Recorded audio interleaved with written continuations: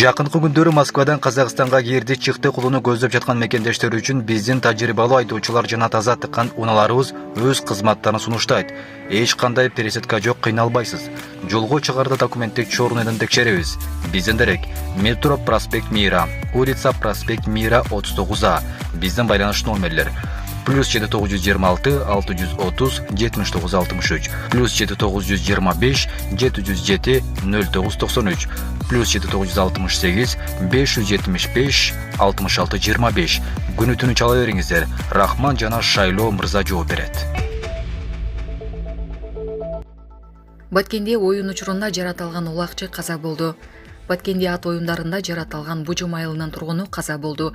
Бул маалыматты Баткен облустук биргелешкен ооруканасынын жетекчиси Талантбек Абдирашитов тастыктады.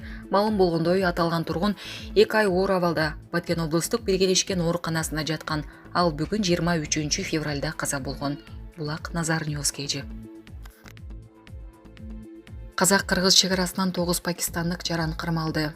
Бул тууралуу Казакстандын Улуттук коопсуздук комитетинин чек ара кызматынын басма сөз борборунан билдиришти.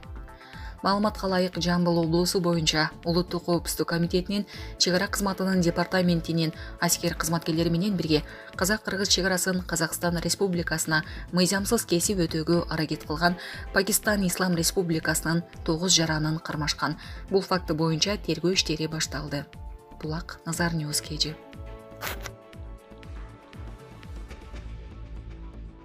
Германия Кыргызстандын 14,9 миллион евро мамлекеттик карызын кечти. Бүгүн 23 февралда Кыргызстандын Жогорку кеңештин депутаттары Германиянын Бундестагынын депутаттары менен жолугушту. Бул тууралуу парламенттин басма сөз кызматы билдирет. Жолугушууга аталган өлкө менен кызматташуу боюнча депутаттык достук тобунун жетекчиси Гуля Кожокулова баштаган Жогорку кеңештин депутаттары Венера Райымбачаева, Балбак Төлөбаев, Бактыбек Чойбеков, Бахретдин Шабазов, Медербек Алиев жана Фарходбек Алимжанов катышты. Ал эми Германия Борбор Азия достук тобунун жетекчиси Ойген Шмидт баштаган Бундестагдын делегациясын Германиянын Кыргызстандагы элчиси Габриэла Гелил тукуштап келди. Баарлашууда эки өлкө ортосундагы саясий, экономикалык, маданий, гуманитардык алакалар талкууга алынып, парламенттер аралык кызматташтыкты арттыруу маселеси көтөрүлдү. Депутат Гуля Кожокулова уюштурулган жолугушуу эки тараптуу байланышты өнүктүрүүгө, өөлгө түзөрүнө ишенерин белгилеп, Кыргызстан Европа биримдиги, анын ичинен Германия менен бардык багыттар боюнча жигердүү кызматташууга кызыктар. Айрыкча Жогорку кеңеш үчүн Бундестаг менен тыгыз иш алып баруу өзгөчө мааниге ээ. Анткени демократияны бекемдөө, саясий партиялардын мүмкүнчүлүктөрүн кеңейтүү, мыйзам чыгаруу жана анын аткарышын көзөмөлдөө жаатында бай тажрыйбага ээсиздер деди. Ошондой эле жаш адистер үчүн берилүүчү Бундестагдын эл аралык стипендиясына Кыргызстанды да кошуу демилгесин көтөргөн Гуля Кожокулова 14,9 миллион евро өлчөмүндөгү мамлекеттик карызды кечип, каражаттын ипотекалык насыялоо багытында жумшалышына шарт түзгөндүгү үчүн Германия тарапка ыраазычылык билдирди. Муну менен катар жолугушууда экология, билим берүү жана саламаттыкты сактоо жаатындагы кызматташтыкты кеңейтүү сунуштары айтылып, аталган багыттарда биргелешкен долбоорлорду ишке ашыруу маселеси талкууланды. Өз кезегинде Бундестагдын депутаты Германия Борбор Азия достук тобунун жетекчиси Ойген Шмидт Кыргызстан менен кызматташуу Германия үчүн да артыкчылыкка ээ экенин билдирип, айтылган бардык маселелер караларын кошумчалады. Эки мамлекет ортосундагы кызматташтыкты кеңейтүүдө парламенттердин ролу жогору экенин эске алып, бул жаатта жигердүү алаканы калыптандырууга басым жасашыбыз кажет, деди Ойген Шмидт. Булак Назар Ньюс KG.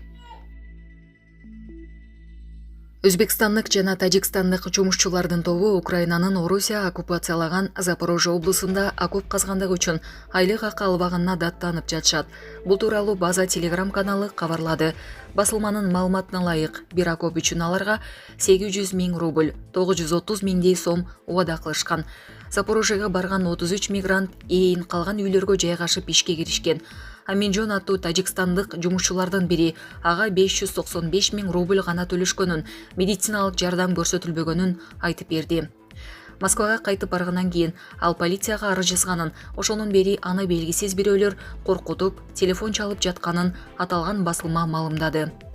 Буга чейин орусиялык компаниялар Украинанын аннексияланган облустарындагы аскердик курулуштарга Борбор Азиялык мигранттарды байма-бай жалдап жатканы маалымдалып келген. Бир нече күн мурун Украинанын Кыргызстандагы элчиси Валерий Жовтенко кыргызстандык мигранттарды Орусия басып алган аймактарга барбоого чакырган. Булак Азаттык. Борбор калада чет элдик жаранды тамашага салган блогер милицияга жеткирилди. Бул тууралуу 1-май райондук ички иштер бөлүмүнөн билдиришти. Маалыматка ылайык, бул факты боюнча тергөөгө чейинки текшерүү иштери башталган. Текшерүүнүн жүрүшүндө пранкер жаран аныкталып, тергөө кызматына жеткирилген. Учурда тергөөгө чейинки керектүү текшерүү иштери жүрүп жатат. Жыйынтыгына юридикалык баа берилет. Беле кетсек, окуянын видеосу буга чейин интернетте пайда болгон. Сот тармактын колдонуучулары пранкердин жоругун чагымчылдык деп атап, аны таап, жоопкерчиликке тартууга чакырышкан. Булак Назар Ньюс KG. Испаниядан оор кылмышка шектелген жаран Кыргызстанга экстрадицияланды. Кыргыз Республикасынын башкы прокуратурасынын оор кылмыш жасагандыгы боюнча издөөдө жүргөн айыпкерди экстрадициялоо тууралуу суроо талабы Испаниянын юстиция министрлиги тарабынан канааттандырылды. Бул тууралуу башкы прокуратура тараткан маалыматта айтылат. Беле кетсек, 2021 жылы айыпталуучу жараны бычактап, ден соолугуна оор зыян келтирип, өлкөдөн качып кеткен. Ага карата укук коруу органдары тарабынан эл аралык издөө жарыяланып, Испаниянын Мадрид шаарында кырмалган. 2023 жылдын 22 февралында Кыргыз Республикасынын башкы прокуратурасынын тапшырмасы боюнча Кыргыз Республикасынын ички иштер министрлигинин кызматкерлери тарабынан Бишкекке алынып келинди. Булак говорит ТВ.